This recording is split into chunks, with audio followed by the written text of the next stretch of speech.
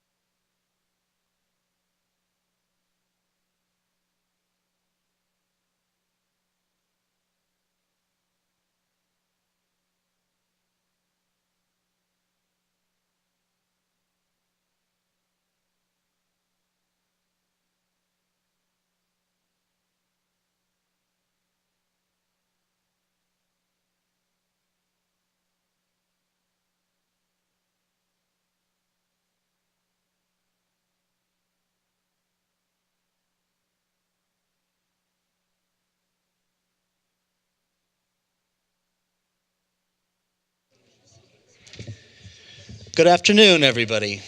My name is Justin Rood. I'm the director of the Congressional Oversight Initiative with the Project on Government Oversight. I want to say that I welcome you all, but you've, for the most part, I think, been here all day. So thank you for coming and being here and taking part in the sessions and making them as interesting and dynamic and I think as useful as they've been.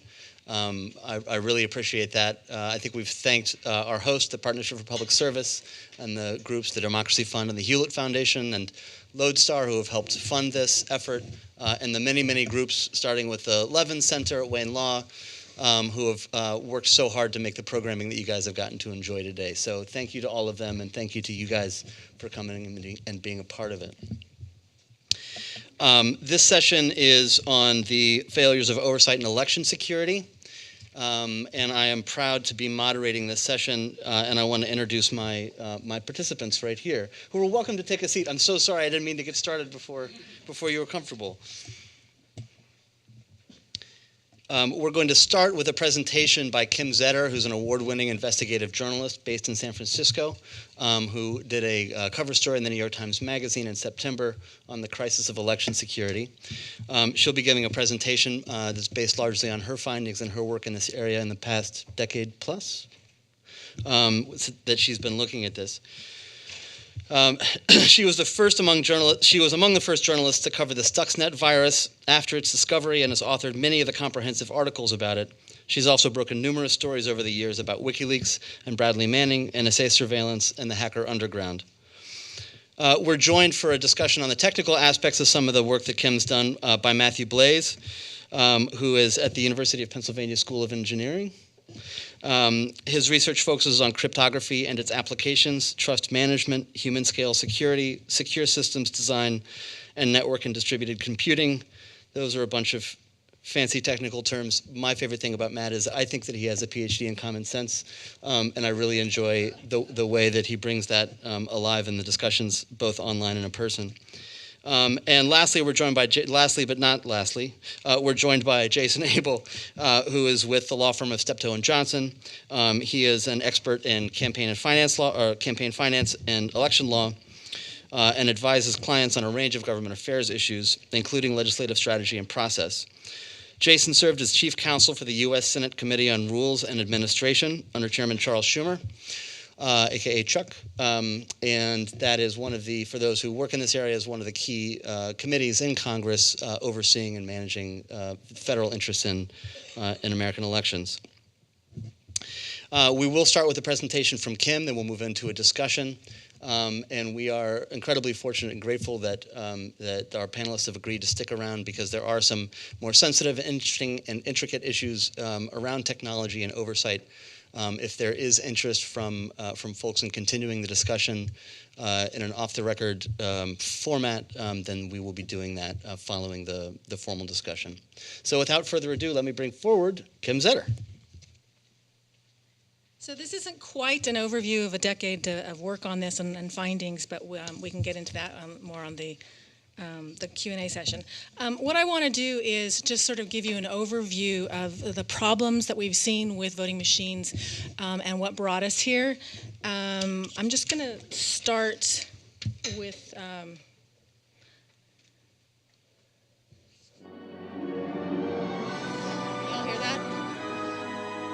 Can you turn up the volume a little?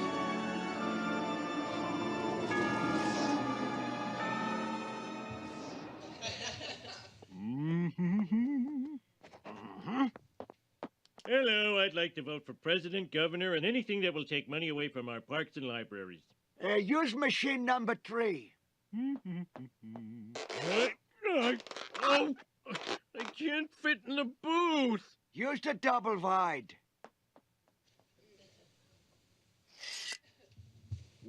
Ooh, one of those electronic voting dealies. 1 vote for McCain. Thank you. No, I want to vote for Obama. 2 votes for McCain. Come on, it's time for a change. 3 votes for McCain. No, no, no! 6 votes for President McCain. Hey, I only meant 1 of those votes for McCain. This machine is rigged. tell President McCain. Ah, this doesn't happen in America. Maybe Ohio, but not in America.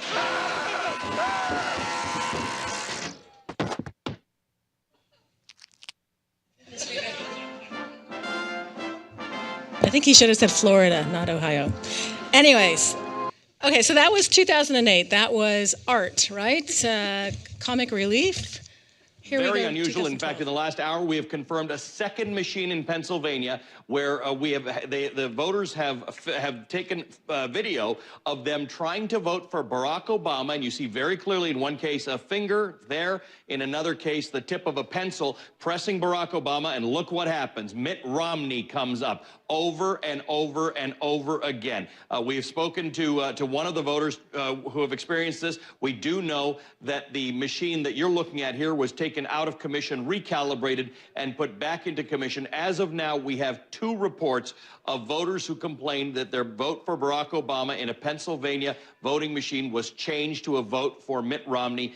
In both cases, the matter was remedied. In the one case, we know the machine was fixed and put back. We still are finding out what's happened in the second one. One was in Perry County near Harrisburg. The other one was in Union County in Pennsylvania. So we're going to continue to follow that. So we went from comic strip to real life. And the one of the voters who discovered the problem was actually a programmer, so he knew immediately the problem was the calibration of the voting machine, and he took a video of it. Oops, I'm sorry, wrong one. So this was in 2 counties, Perry County and Union County in Pennsylvania. Both counties were using paperless touchscreen machines. One machine was made by it was Diebold, later changed its name to Premier, and then purchased by Dominion, and then the other one made by ES&S, Electronic Systems, Election Systems and Software. But the interesting thing was his quote. He posted this on YouTube, and he said that when it happened, he immediately knew what the problem was, that it was a calibration issue, and he called over a poll worker to look at it. I called over a volunteer to have a look at it. She said, "It's nothing to worry about.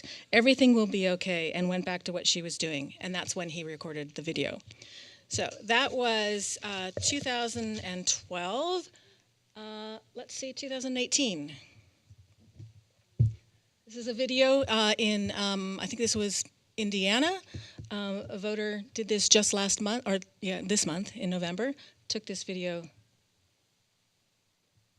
So these are all calibration issues, and there are known issues with voting machines, touchscreen machines. They happen if the machines haven't been calibrated frequently. If they don't get calibrated before each election, they can get out of calibration if a lot of voters are touching them. They're old machines. They're decade-old machines.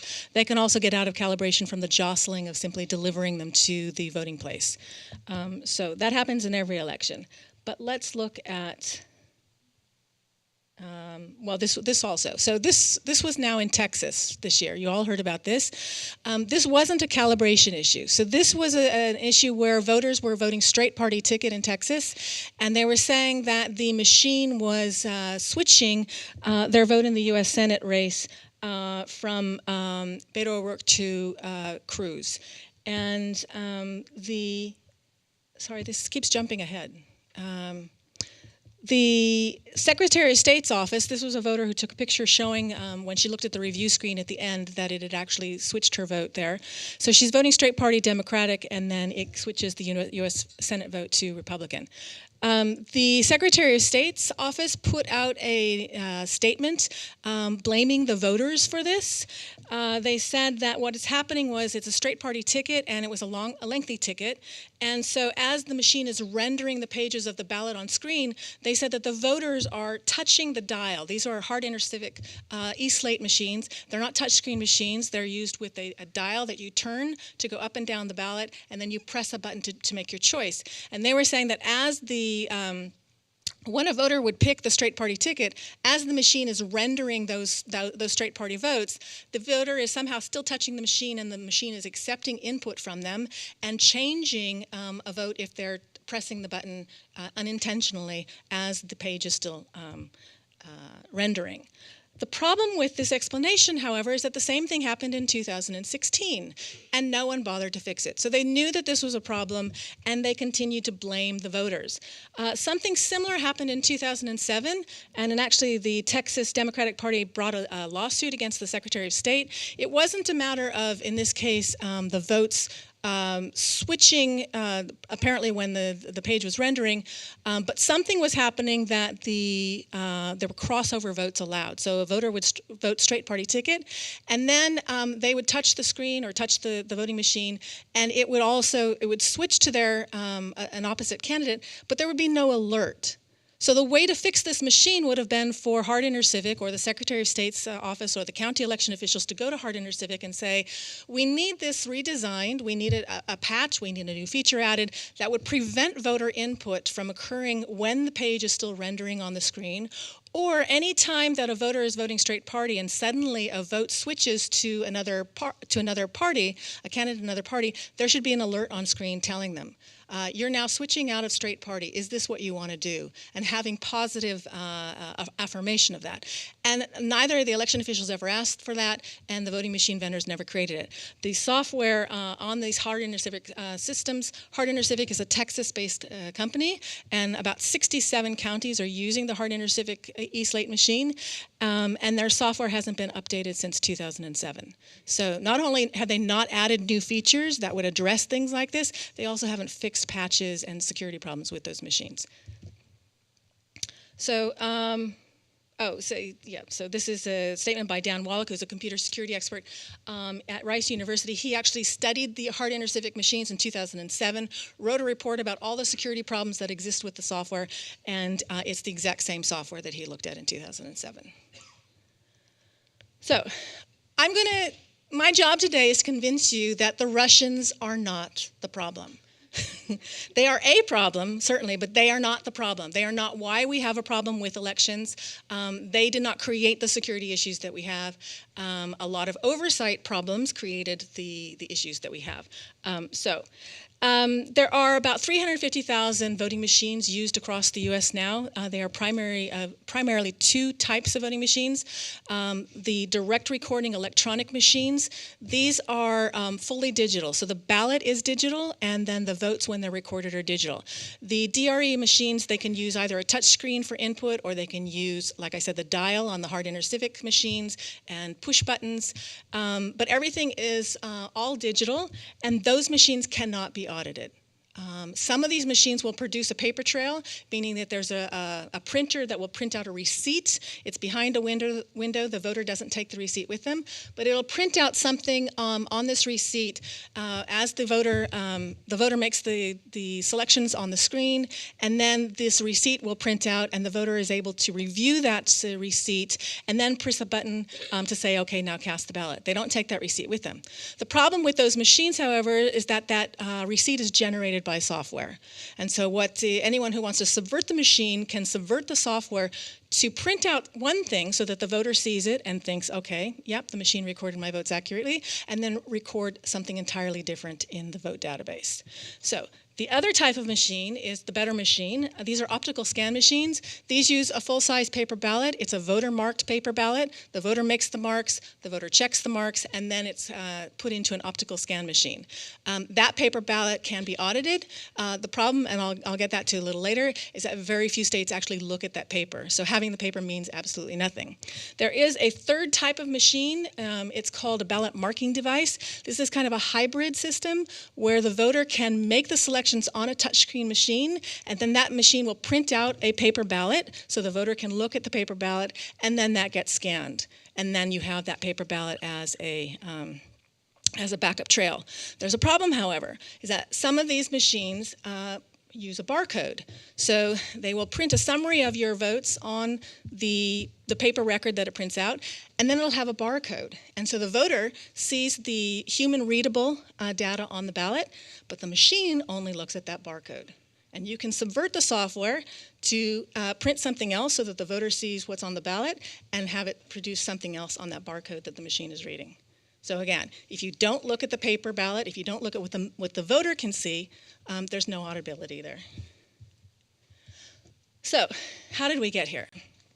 So you all remember Bush v. Gore in 2000 in Florida. Everyone was focusing on dangly chads and hanging chads and pregnant chads. So that's what got us the machines that we have today. Congress passed the Help America Vote Act to get those machines. But there was something else that happened during that Florida election that very few people paid attention to. The problem wasn't just dangling chads and hanging chads. There was another issue. Florida goes for Al Gore. Now, folks, the equation changes. CBS News estimates when all the votes are in and counted, the Sunshine State will have plenty of sunshine for Al Gore. That was 8 p.m. This is 10 p.m. Air is human. To really foul up requires a computer, and that's what's happened with Florida. Everybody that we know of had put Florida into the Gore column some time ago. Now we're pulling it back into the undecided column because some bad data came from certain precincts in Florida. Quite honestly, we now don't know what to make of Florida. So what happened was Volusia, a county, precinct 216, it was in the town of DeLand, a community center. And what happened was that when the memory card from the voting machine was put into the tabulator, it started counting votes back for Gore. 16,000 votes back for Gore. So Gore's total in that county was minus 16,000, but everyone was looking at the total for the entire county. They weren't looking at the precinct. So all people saw was that Gore's numbers were actually dropping overall in the county, and they didn't really see that there was a mathematically improbable number here in this county. So Al Gore got minus 16,000. George Bush got 2,183 votes, and this obscure Socialist Workers Party candidate James Harris got 9,833. Can you guys all see that? Is the text, because I can't see it very well. The problem with that is that the precinct only had 585 registered voters. And of those, this says 412 cast ballots. That was the entire county. But actually that day at that precinct, many of them cast absentee ballots. At that precinct that day, only 200 cast ballots. So obviously there was a problem here. When they resolved the issue and they looked at they pulled the memory card from the voting machine itself, and this was what the total was for Al Gore. It was only had 192, and George Bush had 22, and James Harris 0. So the issue, they said, was a memory card. So what happened was these were actually optical scan machines made by Election Systems and Software, the largest voting machine company in the country. They're optical scan machines, so they have a paper backup, which is a good thing, right? At the end of the evening, these machines have a modem embedded in them. And what happens is that what the election officials, the poll workers do, is at the end of the election, they will shut down the machine and they'll turn on the modem, and then they'll transmit the ballot totals from the machine remotely to the election office. The modem didn't work that night, so they drove in the memory card into the election office. That's fine. They upload the memory card to the tabulator. That's fine. But sometime within that same hour, someone uploaded a second memory card, also apparently from precinct, sorry, what was that number? 216. A second memory card that was designated to that same precinct. And after that second memory card was inserted in the tabulator, that's when the vote started going haywire. So, corrupt memory card. So, this is a guess that this is what happened. So this, the logs show that 2 memory cards were uploaded for this precinct. There should be only 1. And after the election, about 2 months later, an election official in Volusia County sends, sorry, I said that these were election systems and software systems. These were actually Diebold systems. They sent an email to Diebold employees. Actually, the company at that point, its name was Global Election Systems. It was a Canadian company. And asked them what this could have been, like what's the problem. They explained what was in the logs, that they had 2 memory cards, and this was just their guess, that it must have been a corrupt memory card, that somehow when you put that second memory card into the machine, there was data on the card or code on the card that was corrupted, and that's what caused Gore's votes to change. The problem with that explanation, however, is that it only caused Al Gore's votes to delete, and it caused caused other candidates' votes to increase. If you put a corrupt memory card into a system, what you're expecting to happen, right? You're expecting to get a pop-up alert on your machine saying this card is corrupt, can't read it, or the machine locks up or something like that. Instead, it deleted votes and added votes. But what's interesting was this statement in the email that the global elections systems engineer sent back to the Volusia County election officials. A corrupt memory card is the most likely explanation for the problem, but there is always the possibility, there's another explanation, that the second memory card or second upload came from an unauthorized source. What he's saying here is that it's quite possible there was a rogue memory card in the elections office that got inserted into that tabulator. And then another employee sort of laughs, haha, second shooter theory, all we need now is a grassy knoll.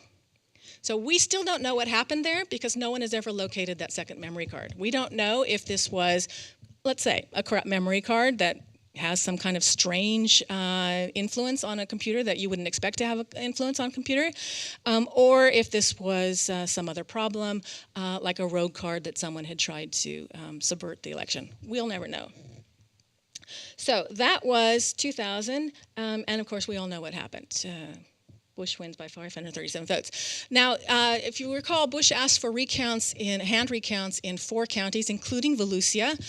Supreme Court intervened to stop them, but not before Volusia finished their recount. And because Volusia was using optical scan machines, they were actually able to do a hand recount.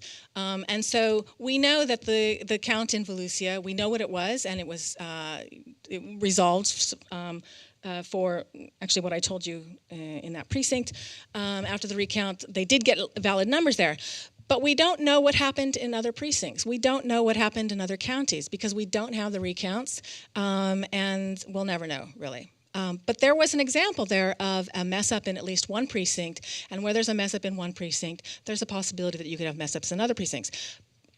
Particularly because 5 months earlier, if you look at the Diebold emails that had been leaked by, we don't know who it was, a whistleblower inside the company, they were actually having problems with memory cards in California and in other states. So there may have been other corrupt memory cards. So that's what led us to the Help America Vote Act in 2002. Lawmakers decided that they didn't want the debacle of Florida to happen again, so they wanted to get rid of those punch card machines. They blamed everything on the punch card machines. And so they gave states $3.9 billion to buy new voting machines, but also to do something else. So states were required to get rid of their punch card and lever machines and move to these. They weren't told what machines to buy, but this is what was now available, were the new electronic machines.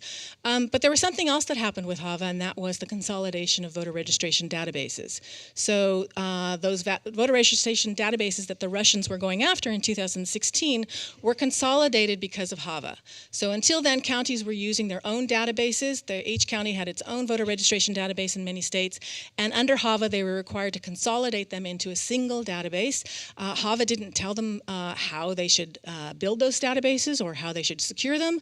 All it said was, secure the database. And that was it. So, in 2002, after HAVA was passed, there were 4 primary voting machine companies in the country: Election Systems and Software, also known as ES&S. There was Diebold Election Systems. So Diebold Election Systems didn't make the voting machines that have the Diebold name on them. They were made by a Canadian company called Global Election Systems. They were in the election business. Diebold decided in 2001, while HAVA was in the process of being passed and negotiated, Diebold suddenly sees $4 billion on the table and decides that it's going to get into the election business. And it buys Global Election Systems 6 months before HAVA passes. So we had another company, Sequoia Voting Machines, and then the 4th company out of Texas, Hart Civic. That was in 2002. This is what it looks like today. Election Systems and Software is still in business. Diebold got out of the business after they got the money that they needed to get from HAVA, and in 2009 they sold. They initially tried to sell to ES&S until the Justice Department intervened and said no. And so they had to sell off half of their assets and contracts, some of their assets and contracts to this company called Dominion, which is a Canadian firm. And Sequoia Voting Machines, a month later, got out of the voting machine business and also sold to Dominion. So now we have 2 companies consolidated into Dominion, and then there's Hart Civic. So Election Systems and Software. Back in 2002, when when these four companies were set up, by 2006, Election Systems and Software and Diebold Election Systems controlled 80% of the voting machines in the country. So now it's primarily ES&S. Diebold machines are still there. They're controlled by Dominion. Dominion also has its own machines, but Election Systems and Software is the largest company now. I won't get into all the background of the voting machine companies, but you all remember this quote from the CEO of Diebold Election Systems, Walden Odell. This was in 2003. Remember, HAVA has passed in 2002. They're just now getting multi-million-dollar contracts with states to sell voting machines, and Diebold is in the process of, Diebold Election Systems was based in Ohio. Diebold was Ohio. Its Election Systems was initially Texas, but they were in the process of trying to get contracts to sell machines across Ohio. And Walden Odell was a fundraiser for Bush in Bush's elite Rangers. And he sent out this fundraising letter to top fundraisers saying that he was looking forward to helping deliver the Electoral College votes for Ohio to Bush in 2004. So they're in the midst of a contract there. They'd already got a statewide contract in Georgia. So all of the controversy that's happening in Georgia right now begins in 2002 after Diebold sells a $54 million contract to give Georgia statewide machines. So many states will, the counties are responsible for what machines they buy, and they'll buy different. So you'll have a patchwork of machines around the state. Georgia was one of the first to sign a post-HAVA contract, and they decided to get one single type of voting machine for the entire state. And they decided to get paperless machines. So they got these Diebold machines, 16,000 touchscreen units, 600 optical scan units. First time that they were used was in the November 2002 election. Right, remember, HAVA's only just passed. And so they are used in the gubernatorial race. This is a race between the Democratic incumbent, Roy Barnes, and Sonny Perdue, his Republican challenger. And the results of that race is a major upset. Perdue wins with just 51% of the votes, and it's the first time in more than 140 years that Georgia votes in a Republican governor. Also the first time that the incumbent governor failed to win his second term since 1978. So everyone says, well, there's logical reasons for this. Barnes altered the Confederate symbol on the state flag, and so people are angry about that. And also Bush was doing stumping for Sonny Perdue. So everyone said it's logical that he would have won. Even though it's surprising, it's logical. But something else came up. Several months after the election, there was a whistleblower who was a contractor for Diebold in one of its warehouses in Georgia, and he came forward and he said those 16,000 touchscreen machines that were in the warehouse that they were preparing for that election were having a lot of problems. About a third of them were crashing and having multiple problems. The problems kept on changing. And so Diebold gave the workers at the warehouse patches. They gave them 3 patches to install on those voting machines. And the workers did. And they told the workers, don't tell Georgia state officials that we are installing these patches. And so no one ever looked at these patches. The voting machines are supposed to go through some kind of lab for federal testing and certification, but no one examined the patches. So no one knows what was in those patches except Diebold. Speaking of the lab that passed and tested the Diebold machines, Wiley Laboratories, based in Huntsville, Alabama, said that this is the best voting system software we've ever seen. So this is 2002. They passed that. I think the statement was in 1997 when they passed these were at that point global election systems machines. 2003, after the gubernatorial election in Georgia, and after the whistleblower comes forward and talks about patches, someone discovered that the Diebold FTP server was unsecured, and they found the actual source code for the voting machines on this unsecured server. And this person gave the source code to 3 researchers at Johns Hopkins University. And so they dug through the code to see what kind of vulnerabilities they could find. They found the first ones within just 30 minutes. They had a hard-coded decryption key inside the software. So if you've got a hard-coded decryption key inside the software, anyone who looks at that source code now has the key to unlock the encryption. It had actually been discovered by someone else in Ohio back in 1997. And that person had told Global Election Systems, you've got to take that hard-coded key out of there. That's a static key. It means that it's the same key for every single Diebold or global system sold in the country. And it's a basic security no-no, that you don't put a hard-coded decryption key in system, and they never fixed it. They never took it out. So this is 2003, it's still there. They found other flaws that allowed voters to cast multiple ballots on the machine. They found that the vote database was not secure, so that anyone can go in using what's called a Microsoft Access program, if you're familiar with it, could go in and alter the votes in the database.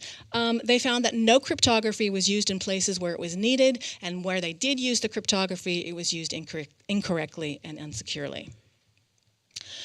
We found a system that was so vulnerable in itself that you didn't need to put malicious code into it to rig an election.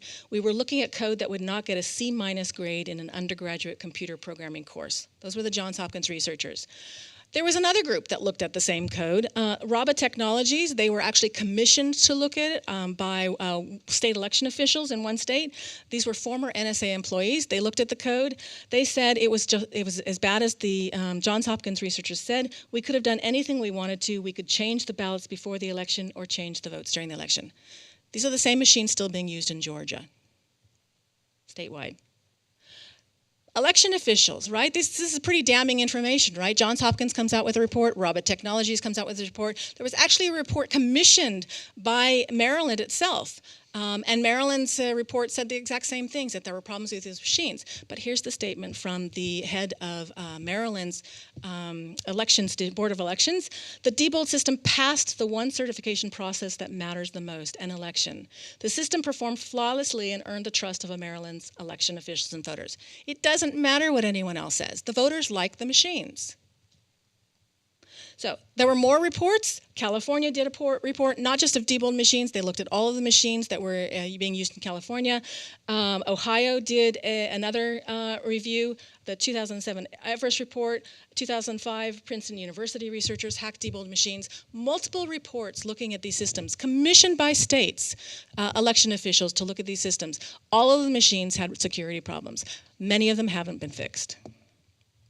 So we start seeing now problems cropping up in elections with votes flipping in elections, or systems dropping ballots, or not recording votes accurately. This is just a couple of examples that I put in here. So that was 2002 in North Carolina, where a system, a glitch in the software causes the machine to miss 5,500 votes in a state representative race, resulting in the wrong winner. In 2002 in Texas, 2 Republican commissioners win by a landslide, but when the votes get recounted by hand, this was an optical scan machine, they discovered that the 2 Democrats had actually won. This is a major issue that came up in 2006 in Sarasota, Florida. So if you're all following what's happening in Florida right now in Broward, is it Broward County, where all the undervotes are happening? So this was a major problem in Florida in 2006 with undervotes as well. These, however, were on paperless machines. These were machines made by election systems and software. The ones now actually have a paper backup, the ones in Broward County.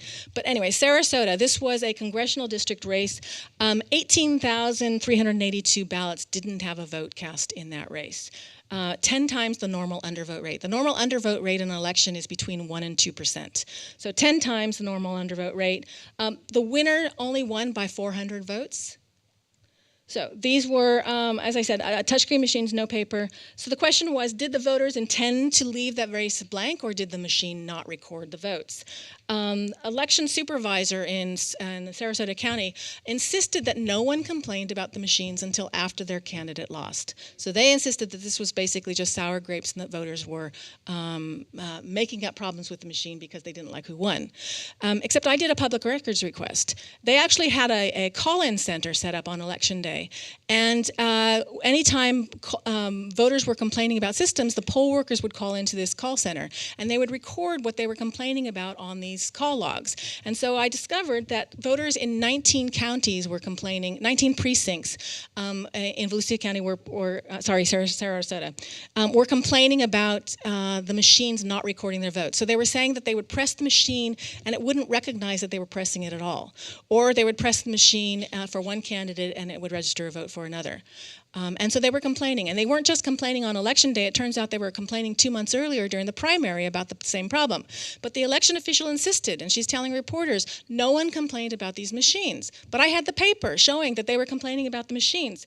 Other thing that we discovered was that 3 months before the primary, Election Systems and Software, which made the voting machines, actually sent an email to all of the counties that were using its machines, telling them there's a problem with our machines. They were calling it a smoothing filter issue. And they were saying that you're going to have to tell voters that they should press the machine for 3 to 5 seconds for it to register their vote. And they actually supplied county election officials with a sign that they could post at precincts. And Sarasota didn't post the signs.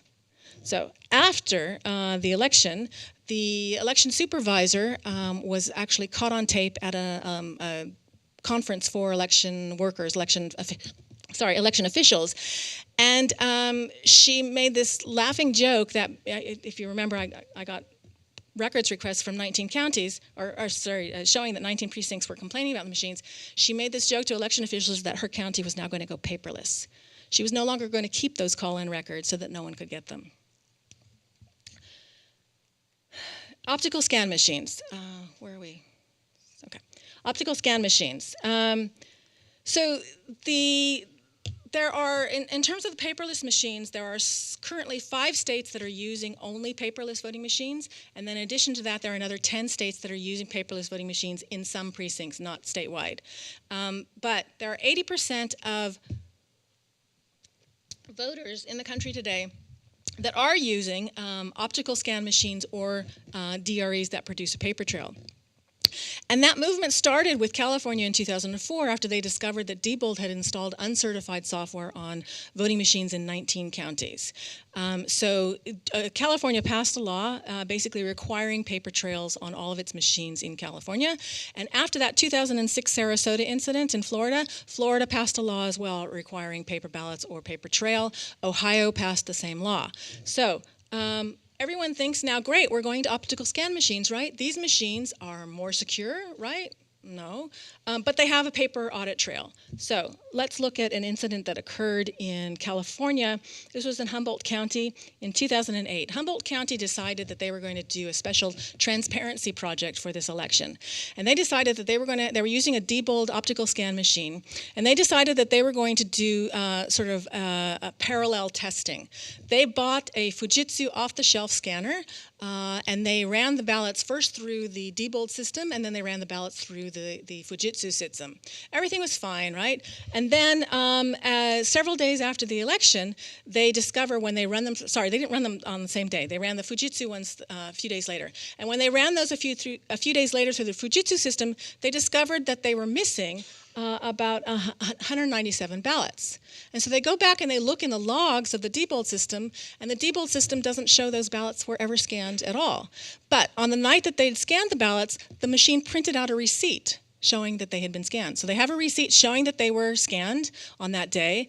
They show that the ballots were actually in the system for several days, and then suddenly 2 or 3 days after the election, they just disappeared. And there's no trace of them in the logs. So they have no idea what's happening. Diebold ended up saying, oh yeah, it's a known glitch. We actually told you about this months ago. We told one of your workers, here's the email that we sent with them. The worker no longer worked in the office. It was never passed down to anyone. But Diebold said it was a known glitch, that under certain conditions, the machine would simply drop a batch of ballots. Okay? The problem, again, was not just the dropping of the ballots. The problem was that it didn't appear in the log anywhere.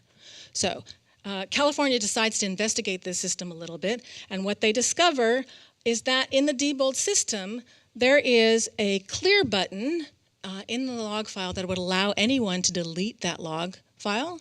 just by pushing that clear button. No other authorization. There's no alert saying, hey, do you realize you're deleting the log? So that's not even the issue that's related to the ballots disappearing. But what they've discovered now is that the logs are not secure. And this system, even though the standards for voting machines require adequate logs, require everything on a machine to be logged, this machine got passed by the federal testing and certification. So it's not adequate logs. It's lost 197 ballots, and there's no record in the logs that the ballots were ever there. And then in addition to that, anyone can delete that log. So we're in 2018, right? 2016, we suddenly had a wake-up call for everyone across the country where election officials were told, the Russians are after us, the Russians are after us. You've got to secure your systems.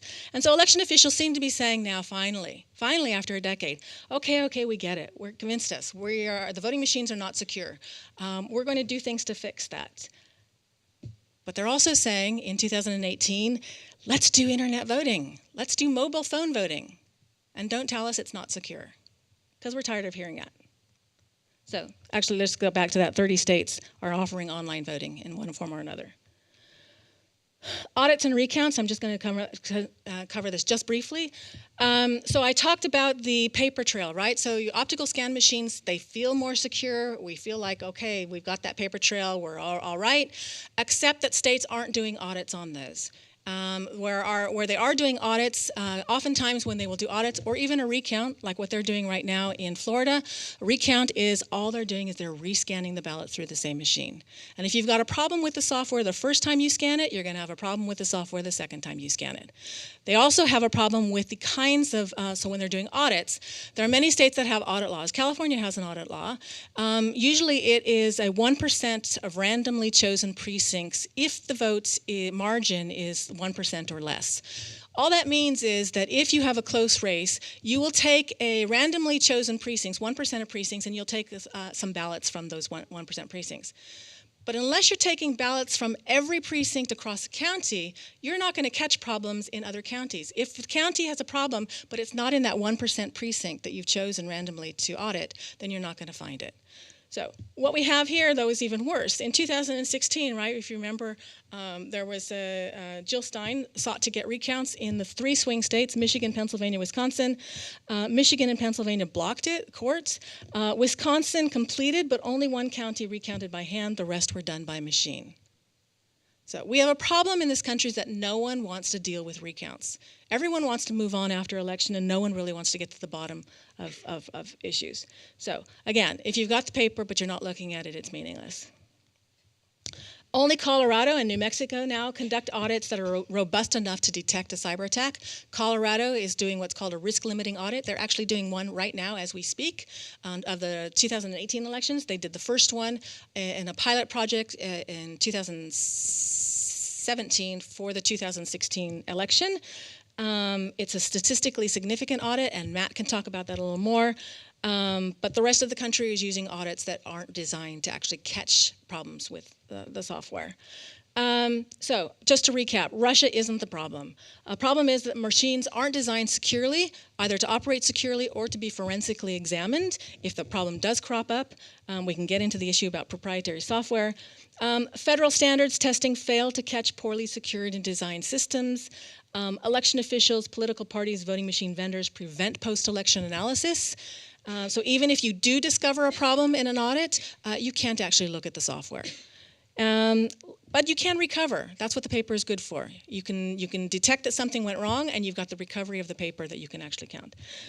Lack of audits means that there's no way to catch problems, and now we've got the push for internet voting brings us back to square one, where we were from the very beginning. That's it.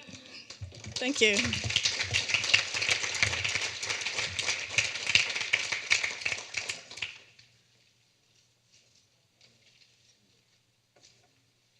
Thank you, Kim.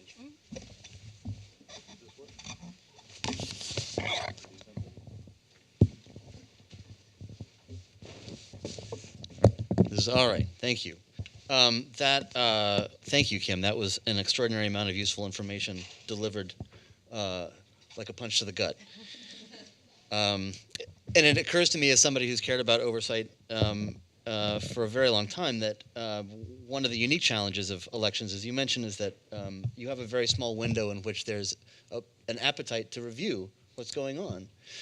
The appetite to go back to an election that was a year old, much less 10 years old, and go back and examine what happened to the extent you could find records. There's not an appetite, because there's at the most basic level, there needs to be an assumption that our systems are sturdy enough that the results that we're working with are the results that are legitimate enough that the actions that were taken subsequent to those can be trusted.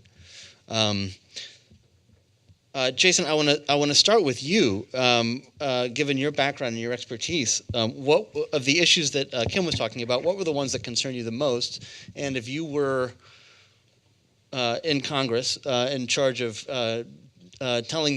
you're with the majority office and you're telling people what they need to be looking into, let's create a job for you here. Where would you start? How much does it pay? No, I'm kidding. I think one of the issues that Kim brought up, and it's something that I believe Senator Wyden from Oregon is looking at right now, and that's really digging in on some of this secrecy from some of these companies, the unwillingness to turn over some of the codes, and some more of the information.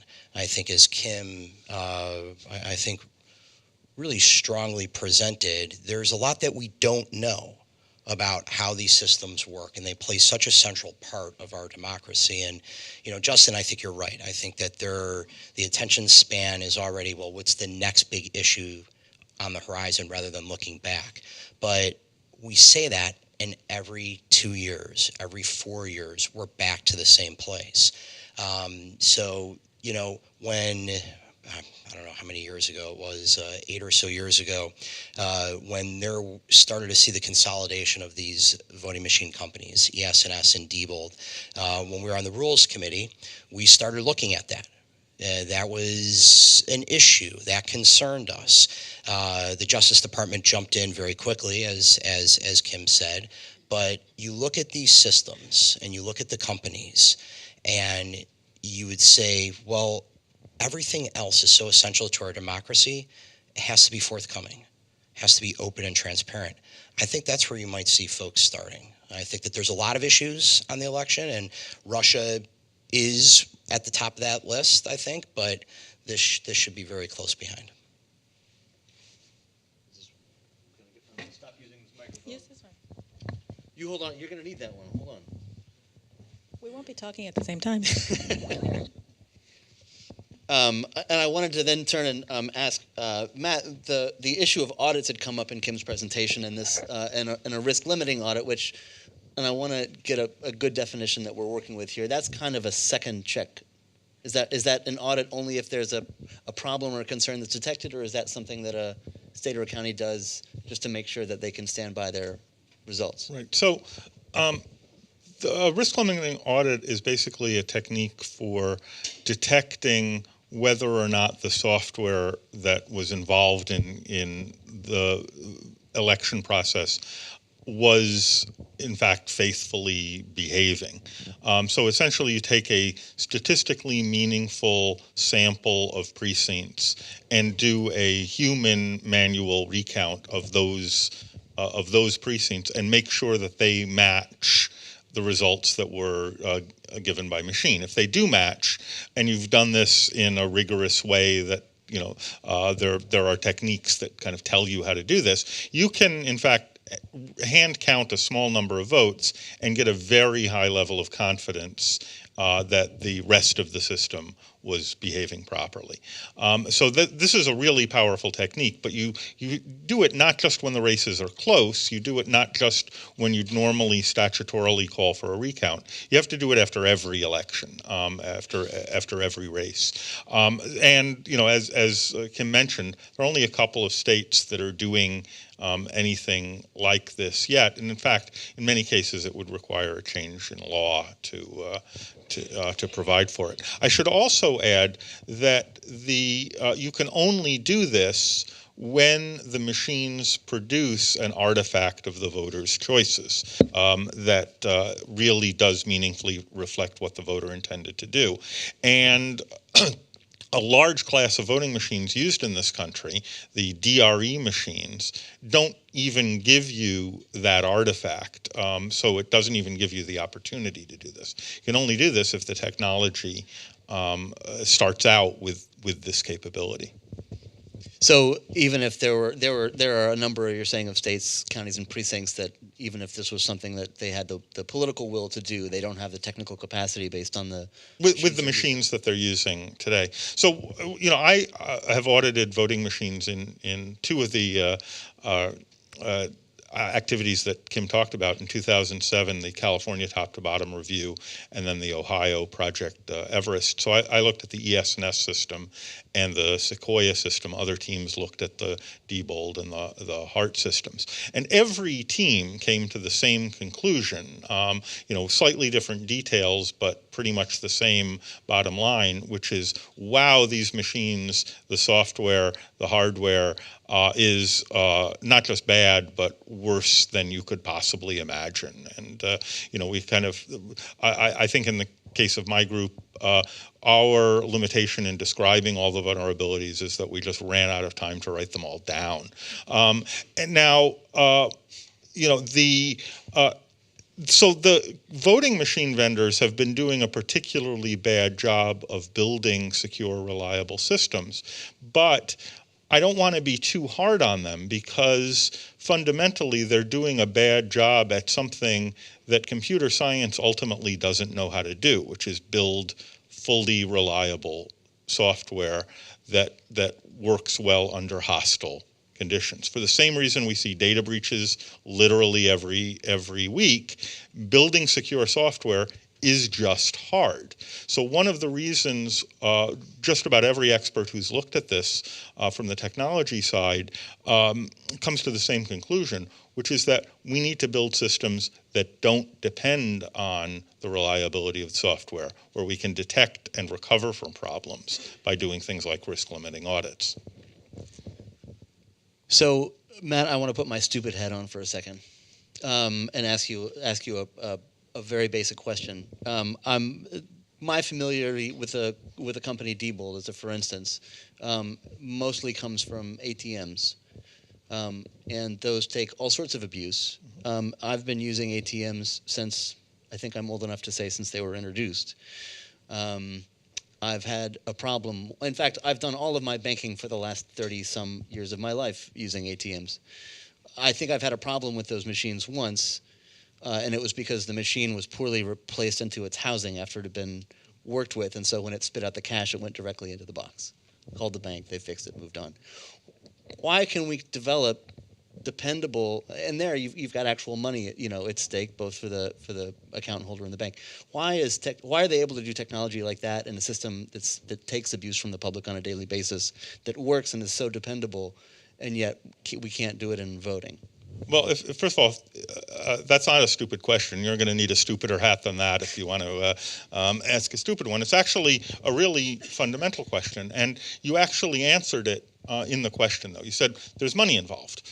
One of the problems with designing good, secure, robust elections is it is by far the hardest problem I have ever encountered in my career in computer security, because we have requirements that are fundamentally in conflict with each other.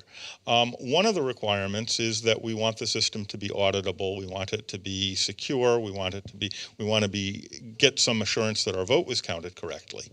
We also have a requirement that no one can find out how we voted, and that in fact I can't even prove how I voted to a third party. That problem does not exist in financial transactions. Financial transactions have a ledger. If you have a dispute about it, if the wrong amount was deducted from your account, there is a way to reverse it by proving what you intended to do. And in fact, one of the things banks get paid to do is assume liability for those sorts of risks. So in fact, designing a secure ATM machine is miles easier, or kilometers easier, than designing a secure election system. Do we have any questions from the floor? Yes, Robert.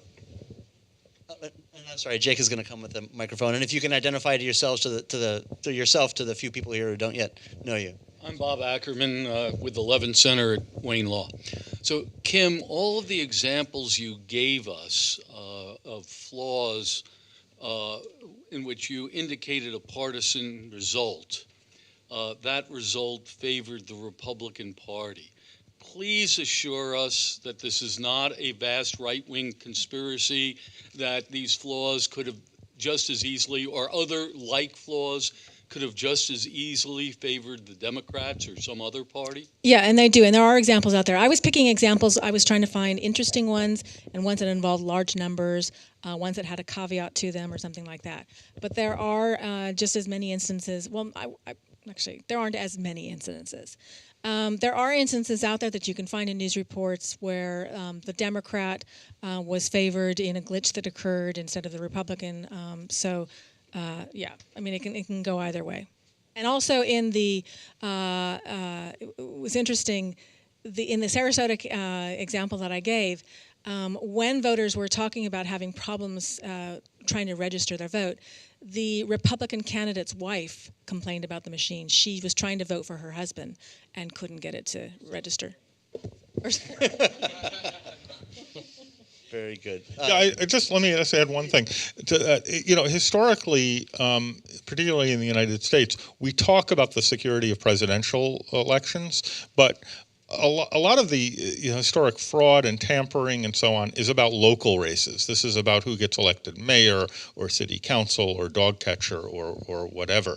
And so, looking at the scale of presidential partisan politics is the wrong lens for a lot of the things that we're actually talking about.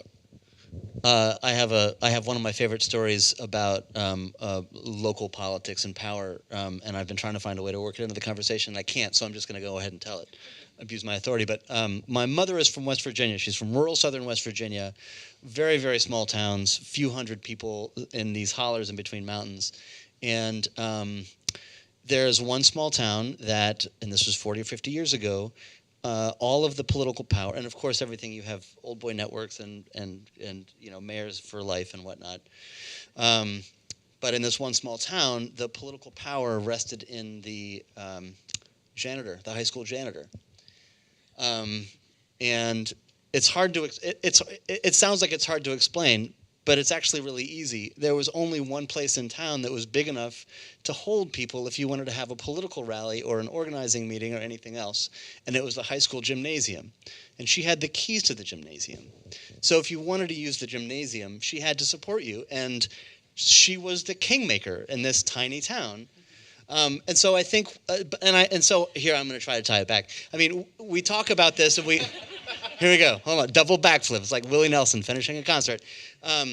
We talk about these issues. We think about them as these massive, these massive national programs. We think about them in presidential elections.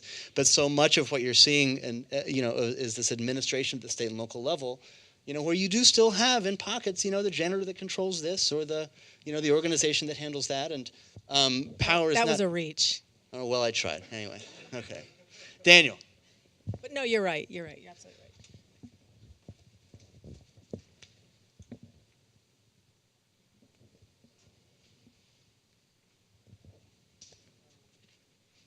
Here, it's good.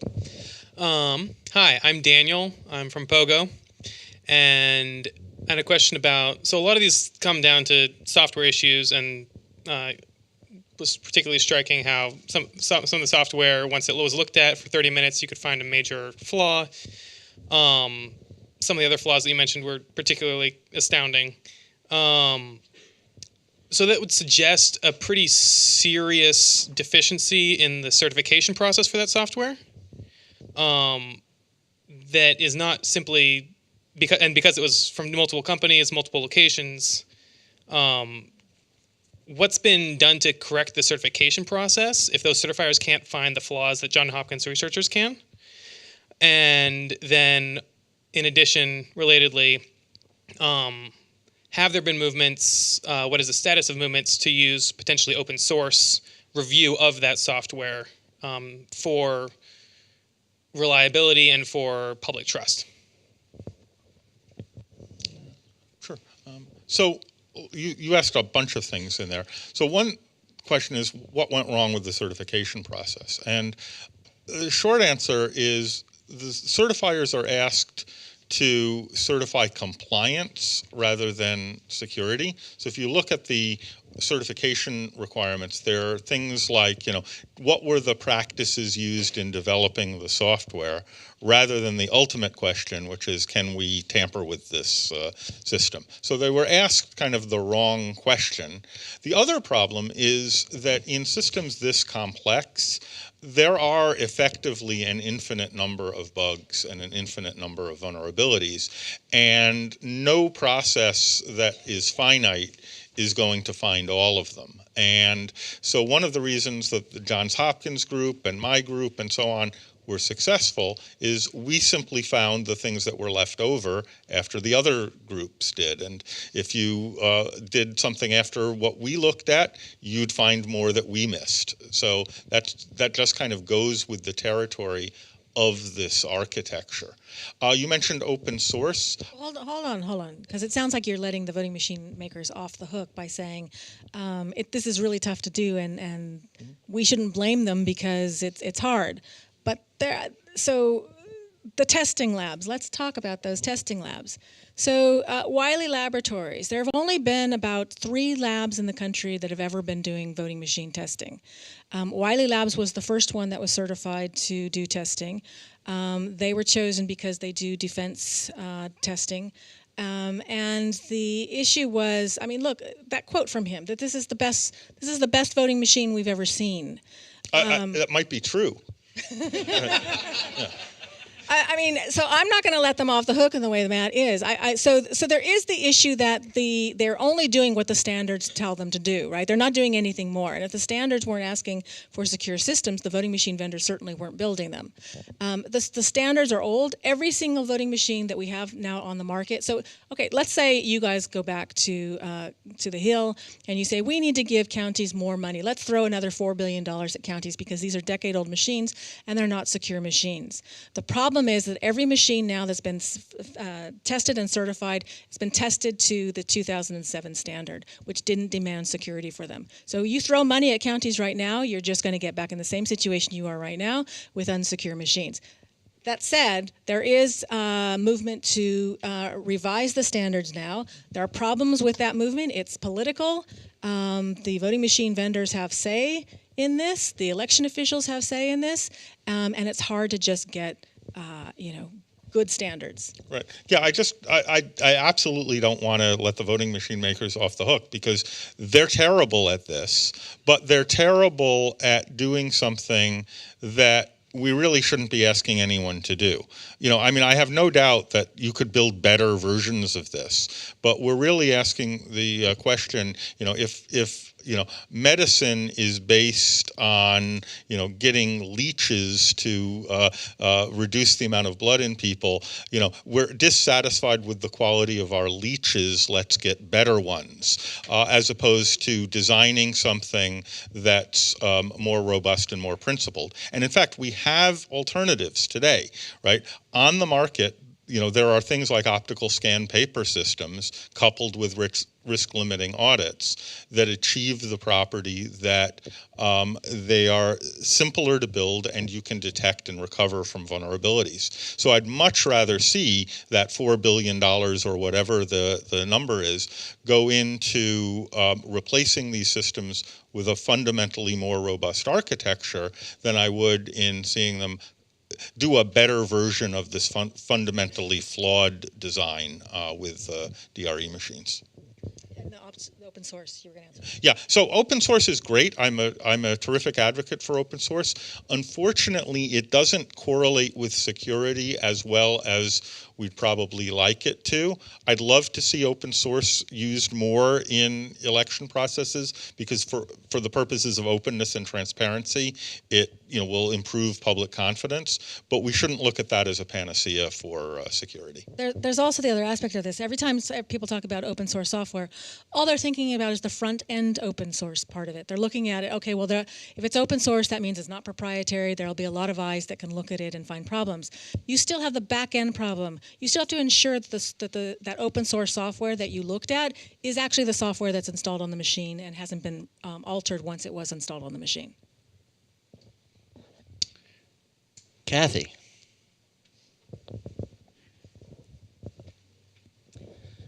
Hi, my name is Kathy. I'm from the House. I have kind of a two-part question, zooming way back out from sort of the details of all of this. What do you think was so different about 2001 versus, this most recent election, where after the Bush v. Gore, all of that, Congress took action?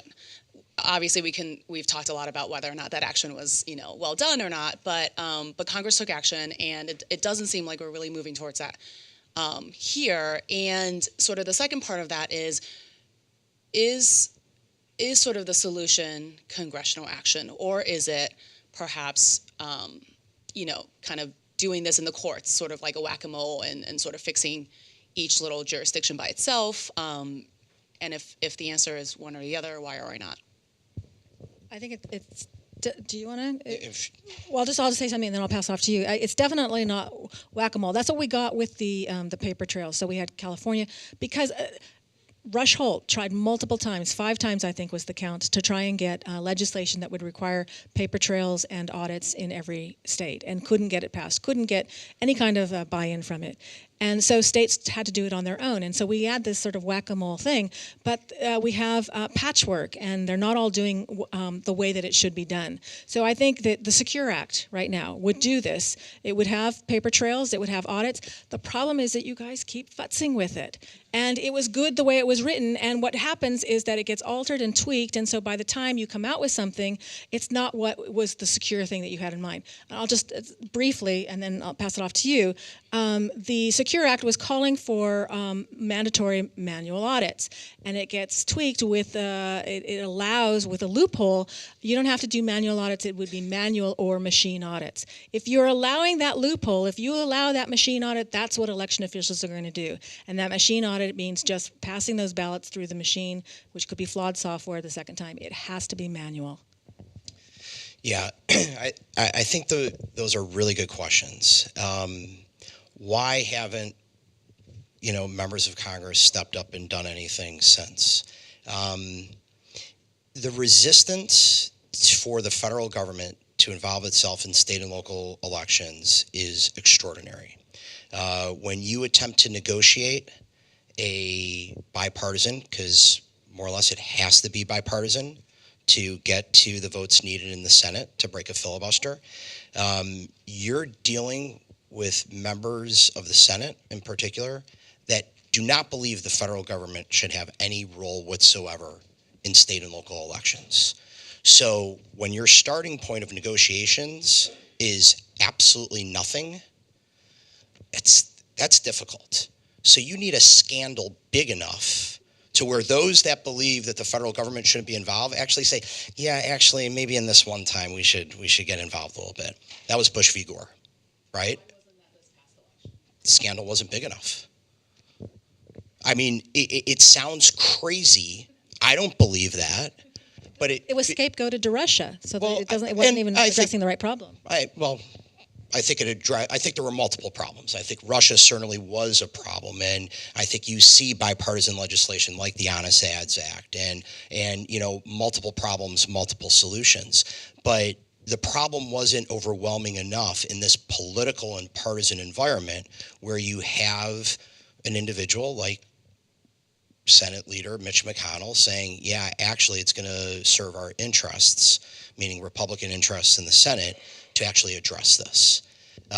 It's happened in the past, but now it just isn't at that level. We can sit here, we believe it is, but that's what it takes. It takes that massive scandal to overcome that particular opposition.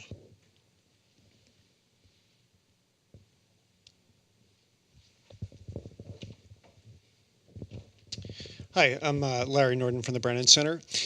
Kim, that was a great presentation, and a lot of the conversation is focused here on voting machines. I do want to take it a little bit back to Russia and the 2016 election, and if you look at what we know about what was targeted in 2016, it wasn't the voting machines, it was a vendor of electronic poll books, apparently. It was attempts to get into registration databases. And a lot of the same problems that you were talking about, that all of you have talked about having private vendors who are running things who aren't very transparent, apply to those things as well. And when we talk about even looking at some of the problems that we saw last Tuesday during the election, a lot of them were, everything gets attributed to voting machine breakdowns, and I certainly think those are very serious, but a lot of them were e-poll books not working, right? And there were problems with registration databases, and there are no federal standards for any of those things. So I'm wondering if you folks could speak to how we address those issues, if the solutions are the same, different, and what we should maybe be focused on there, because I think the voting machine problem is a big problem that we have to deal with, but you laid out pretty well what some of the key solutions are, all of you have, and I'm wondering what you think about those other critical parts of the election infrastructure. Well, I'll start. So there are a couple of pieces here. One is that if you do think about a state actor, what a state actor wants to accomplish is very likely not necessarily picking the winner, but causing chaos. And if you want to cause chaos, there's probably no better bang for the buck than the back-end systems, particularly the voter registration databases. Have people show up at the polls and not be on the list or what have you. And there's significant evidence that the Russians had capabilities that they didn't even deploy and could have done far more than they did in 2016. There's no reason to believe that will change significantly going forward without something changing. Now, this is also a problem that doesn't have a great, easy answer the way voting machines do. Voting machines, it's easy. Optical scans plus risk limiting audits. We just have to do it and get the money to do it, but we know pretty much exactly what to do. Here we have 50 states, 3,000 different counties, somewhere between 5,000 and 10,000 different election administrations throughout the United States. Each one of them is operating online databases for their voting system backends, including registration of voters, ballot definition, counting ballots, provisioning voting machines, and those systems are exposed in 5,000 different ways. It is unreasonable to expect, a county voting system administrator to have cyber capabilities equal to that of a foreign intelligence service. Yet that is actually who they're up against in the worst case. So the answer is kind of unsexy and uninteresting, but really critical, which is that we have to give them more resources than they have to defend themselves. And it's hard to imagine how that can happen without a significant increase in money and some federal role to help guide them. Well, so there is the federal role in terms of DHS. So DHS's efforts have focused on those internet-facing systems like the voter registration databases. They're not focusing on the voting machines or the back-end management systems. So DHS can sort of detect attempts, phishing attempts, things like that. They can do voter education. But there's another issue that that needs to be addressed, and I think that you want to talk about provisional ballots. This comes up with the voter registration databases when something goes wrong with those databases. Counties should revert to the way that they used to do it, right? You had a paper printout of the voter roll, and people came in and you marked them off with a pencil or a pen, and you had them sign in. The problem with that is that we, in many states now, are using voting centers. And so a voting center isn't just a single precinct. It can be, let's say, one or two centers for an entire county, and it doesn't matter where you live in that county, you can vote at that center. So if you've got a voting center, it's not so easy to be printing out for, I don't know, 80,000 voters a paper printout. So it becomes a little more difficult to revert back to that manual capability in the way that we could in the past. And the other issue, and I want you to talk about, well, I'm not going to direct him here, but the other issue is what happens when you got someone messing with the voter registration database. I mean, there are glitches with the databases already on their own. There are problems in syncing them with the DMV records and other things, and the information doesn't match up or data gets changed. But the problem is that if someone does go in and alter that voter registration database, and you've got now a database that you can't trust, if they haven't backed up the original or whatever. So what happens on the voter end now is that they will get a provisional ballot if they're told that they are not on the voting list. Yeah, and we see this happening now. I mean, we see this happening every election cycle since HAVA. Maybe not so much on the technological aspect, but I mean, to be frank, there are voter purges that attack the voter registration lists, and individuals show up at the polls and they're being told, oh, you haven't voted in the last 2 elections. We sent you a postcard. Oh, you moved. You're not on the rolls anymore. Or name mismatches, a variety of non-technological factors, but some, under the guise of, cleaning up the rolls, some malicious. What happens? These individuals go to the polls and they're given provisional ballots. Sometimes you have overworked poll workers, not even doing this maliciously. There's long lines. A problem happens with the machines. And here, it's quicker. Here's a provisional ballot. Just do this. This, to me, we're talking about a lot of nightmare scenarios. Fast forward a couple years, 2020, let's pick on Ohio here. There's a 30,000 vote difference, and there's 100,000 provisional ballots out there. There's no consistent standards for counting these provisional ballots. We don't know really why the provisional ballots were given out. Maybe there was a technological issue. Maybe there was a voter purge. We don't know. These are issues that they're in the, they're in the weeds. It's hard for Congress to fully address that. They addressed it once, and we got HAVA and provisional ballots. But it is something that you want to look at an issue moving forward. Cleaning up how we deal with provisional ballots and setting standards is definitely something that should be done. It's not even being tracked now. If I can just jump in, I heard somebody mention provisional ballots, and I do need to note that POGO, the Constitution Project at POGO, just released a study on provisional balloting procedures in states and the legal hurdles that some officials in different states face turning to a provisional ballot, which would be the case, or which is likely to be the case if you do have a corruption in a voter registration database. I think that there are some, the report's great, you can find it on the website, and there's some very interesting and serious concerns about the way states have written their own laws that wouldn't necessarily make it possible to turn to an alternative voting system like provisional ballots if there was an issue that everyone on this panel is sitting here and telling you is inevitable.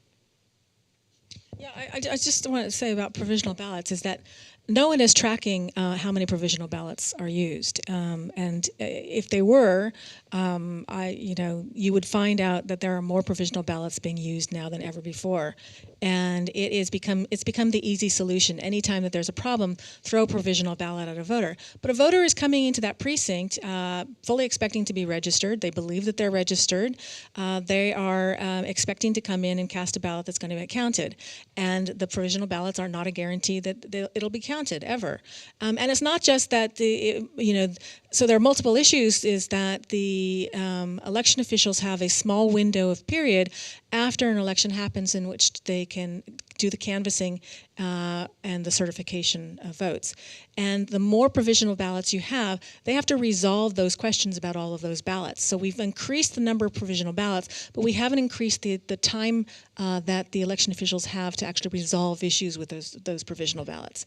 And so many votes don't get counted simply because election officials haven't had time to actually determine whether or not you are a valid registered voter. Well, and I would add, in some cases, the burden is on the voter to attempt to cure the issue. I was down in Memphis for this last election, and the Shelby County Election Commission was, I mean, the poll workers were handing out provisional ballots like it was candy.